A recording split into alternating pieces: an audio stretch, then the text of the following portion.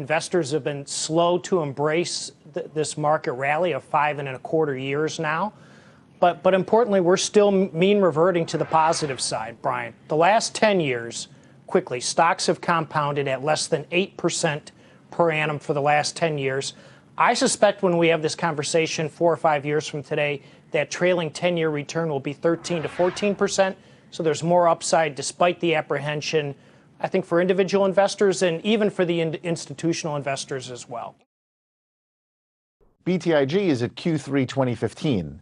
So I've seen a couple of my colleagues on the street bringing forward their rate hike forecast, but that's from 2016. So I'm not really, again, it really depends on your starting point. But here's the important part for investors.